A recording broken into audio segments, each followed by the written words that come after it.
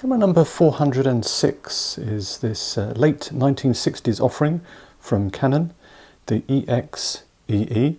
A slightly different camera, departing from perhaps the trend that was being pursued by Canon, and indeed it wouldn't be perhaps repeated. It was refined slightly in the EX Auto, but we'll come across some of these unusual features as we go through the hands-on. To use the camera as intended, there's a bit of a clue. EE, electronic eye. It requires a battery, so let's open the battery compartment with our coin here. It takes a 1.3 volt battery. I think is it a PX625? I think that's the correct battery.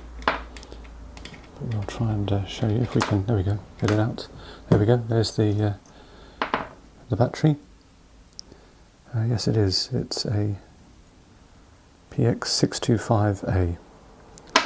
And so we put the battery. Fortunately, the cap tells us how to put the battery in. So let's do that. Hopefully I've done it correctly. Yep, there we go. Whoops. And then with the battery in, the camera can now operate as Canon intended with the electronic eye. The camera is actually a shutter priority auto exposure camera. So you set the shutter speed and the camera will respond by setting the aperture. It's a good job it does, because the lens, which is a Canon EX50mm 1.8 lens, doesn't have any aperture ring in the front. So the camera is really almost a point and shoot, except you have control over the shutter speed, and as a result you can change the aperture. When you look through the lens, the viewfinder, on the right hand side you have the scale of apertures, and with the battery in now, we can turn the camera from its off position to the EE, electronic eye, and so now the camera is shutter priority, so whatever shutter speed it responds by setting the aperture, and we can see that aperture in the right hand side of the viewfinder. So we can have creative control, so not really a point and shoot in that sense. So whatever shutter speed, the camera will respond. But interesting that there's no aperture ring on the camera, none whatsoever. Maybe we'll see the reason why as we come back. We'll come back to that. It has a self timer, which we turn round, and then we activate with the shutter release.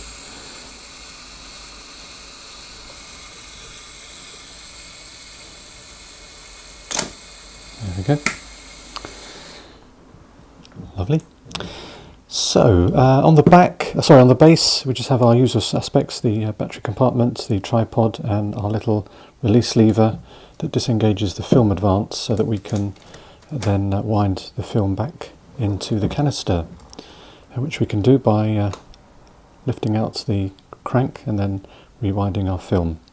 To put a film in the camera, we simply lift up the rewind crank, and then you'll see the quick load system, where you just literally put the I think the illustration there demonstrates what we do. We put our film in, don't have to thread it in, we just literally put it up to the red mark, and then we can we're good to go. Cloth curtain, shutter curtain there. So with the film in, we can shoot away. Film advance, our film counter, our shutter actuation button, and a little thread for a cable release, and then our shutter speeds, not particularly fast, 1/500th of a second down to B. It also doubles up with the film speed, which again is limited to a certain extent, 25 ISO to 800.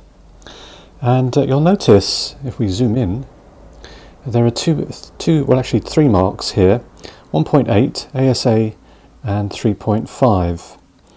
Depending on the lens that we've got, and yes, we can exchange the lenses in this camera. If it's a 1.8 lens, then that's where we set our film speed up to, or if it's a 3.5, then we put the film speed we want there. So I was using 400 ISO, so I'd either do it on 1.8, or if I put another lens on, which was 3.5, then that's where I would put it.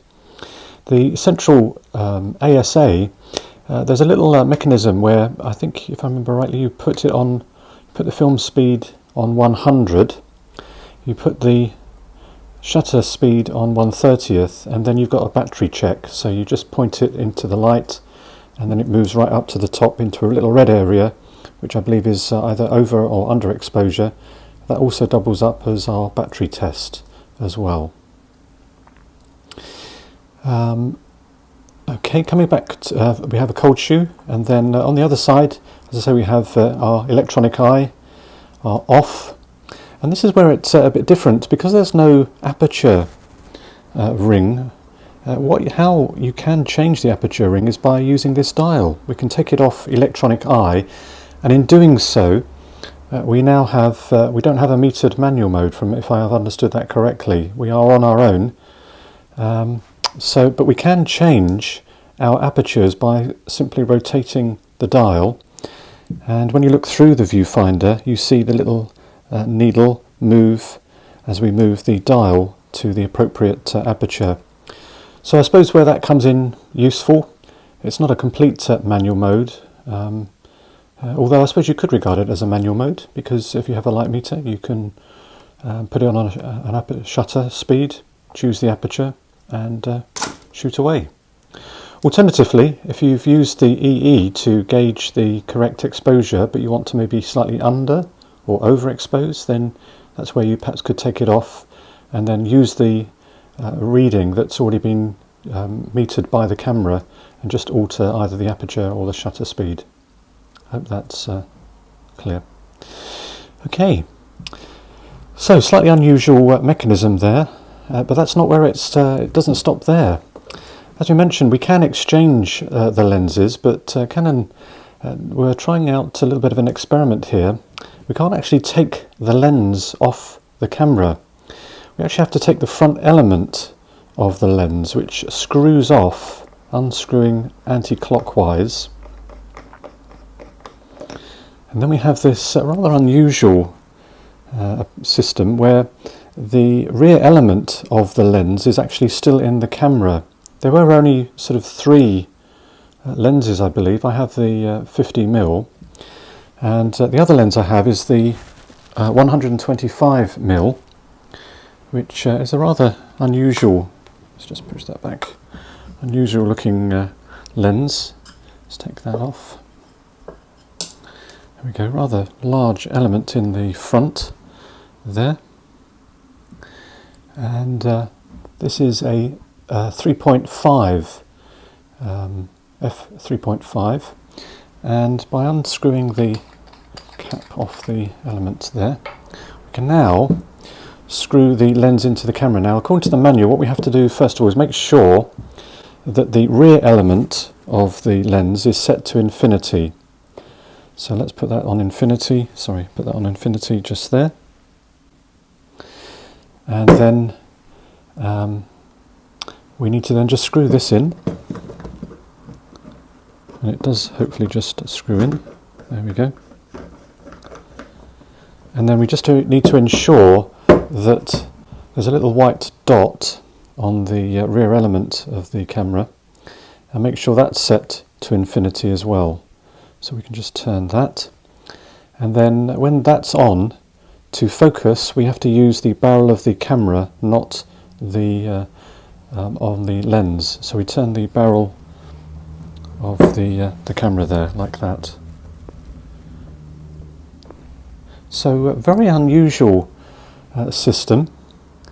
There were, as I say, were only a limited number of lenses, and maybe now we begin to see why there are 2 points on the choosing our film speed. See, this is a 3.5, whereas the 50mm was a 1.8. So I did actually change the lens in the field, and I had to remember to change. I had the 50mm, so my 400 ISO film was set to 1.8, and then when I put this lens on, I then have to change that to 400 on the 3.5. So a little different, but I must say that lens, if we stick the lens cap on, which isn't that easy actually, does look rather fetching, I do feel. 135mm, it was, well, we'll see whether they were any good, but certainly an interesting lens there. Just turn that around, there we go. So, what was the camera like? Well, it was a very interesting experience, I must say. Having to remember this, I had to actually download the manual and just keep it available so that I didn't forget. It is a heavy camera, of course, and obviously with this lens as well, protruding as it does and how big it is, makes the whole thing very, very heavy. But it was a very enjoyable. I do like this camera, I must say. It.